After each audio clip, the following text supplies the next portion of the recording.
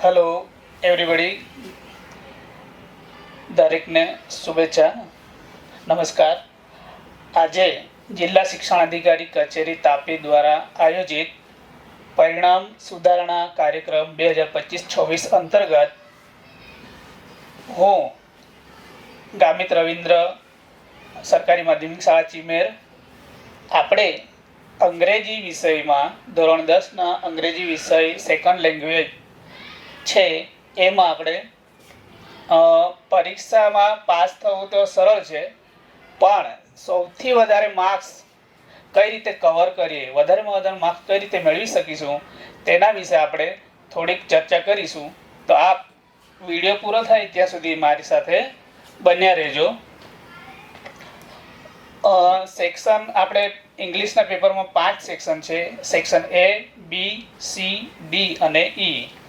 હવે પહેલા આપણે ચર્ચા કરીશું સેક્શન A ની. સેક્શન A ની અંદર 1 થી 10 પ્રશ્નો છે તે કોમ્પ્રિહેન્શન, રીડિંગ કોમ્પ્રિહેન્શન છે. એ આપણે ટેક્સ્ટ બુકમાંથી જ હોય છે અને પેરેગ્રાફમાંથી જોઈને જ લખવાના હોય છે.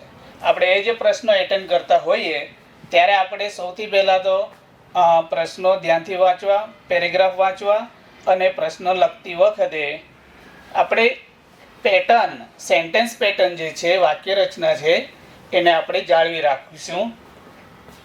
ત્યાર પછી છે શોર્ટ નોટ. શોર્ટ નોટ પણ છે 3 માર્ક્સની. શોર્ટ નોટની અંદર પણ આપણને 6 પ્રશ્ન જ પૂછવામાં આવે છે, તો 6 પ્રશ્નોના જવાબ લખીએ એટલે આપણે 3 માર્ક્સ એમાંથી કવર થઈ જાય છે. ત્યાર પછી ટ્રુ અને ફોલ્સ છે, એ 4 માર્ક્સના હોય છે, 4 હોય છે. એ પણ ટેક્સ્ટ બેઝ જ હોય છે, તો એમાંથી આપણે જો બરાબર અભ્યાસ કર્યો હોય, ટેક્સ્ટ બુક વાંચી હોય તો આપણે એને સારી રીતે ટ્રુ ફોલ્સ કરી શકીએ છીએ. હવે પહેલો જ સેક્શન છે એની અંદર 17 માર્ક્સ છે. એક પ્રમાણે બીજો સેક્શન B છે એમાં પણ 17 માર્ક્સ છે. આપણે પાસ થવા માટે 26 માર્ક્સ લાવવાના હોય છે. તો આપણે 2 પાર્ટ કરીએ, 2 સેક્શન પણ કવર કરીએ અને કમ્પ્લીટ કરીએ તો જ આપણે 2 સેક્શનની અંદર 34 માર્ક્સ થઈ જાય છે. હવે સેક્શન B ની અંદર જોઈએ તો રીડિંગ કોમ્પ્રિહેન્શન છે, એ પણ મેઇન ટેક્સ્ટ અથવા તો પોએમમાંથી પૂછાય છે. એના 3 પ્રશ્નો હોય છે, 3 માર્ક્સના હોય છે. ત્યાર પછી છે question number 19 to 23 reading comprehension છે. એ આવશે આપણા સપ્લિમેન્ટરી રીડર. એમાંથી આપણને 5 પ્રશ્નો હોય છે, એ 5 પ્રશ્નો કરીએ એટલે 5 માર્ક્સ આવે. ત્યાર પછી છે question number 24 to 28 reading comprehension. એ છે non verbal or data, means કે એમાં ગ્રાફ પૂછે છે, રિઝલ્ટ શીટ હોય છે, પછી સ્કોર કાર્ડ હોય છે, એ પ્રમાણેનો ડેટા હોય છે. તો એમાંથી આપણે ડેટાને અભ્યાસ કરીને જ પ્રશ્નોના જવાબો લખવાના હોય છે. એના પણ 5 પ્રશ્નોના 5 જવાબ, 5 માર્ક્સ આવે છે. ત્યાર પછી છે 29 to 32 ક્વેશ્ચન નંબર. એમાં પણ રીડિંગ કોમ્પ્રિહેન્શન જ છે અને એની અંદર આવે છે અનસીન પેરેગ્રાફ અથવા તો ડાયલોગ અથવા તો ઇન્ટરવ્યૂ.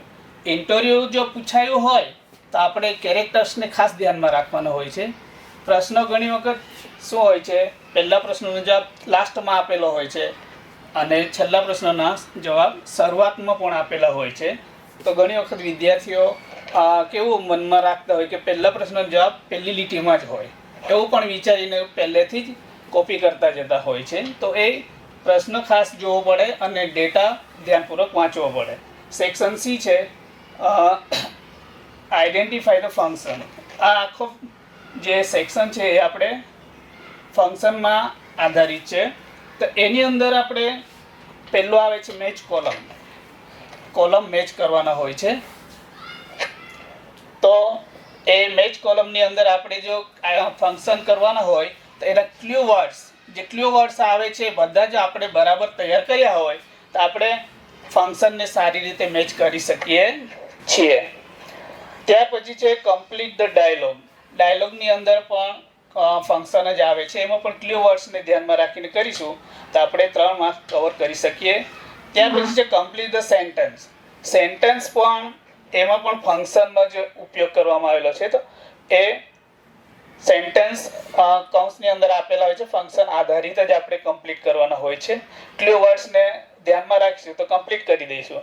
ત્યાર પછી છે વોકેબ્યુલરી. Complete the para.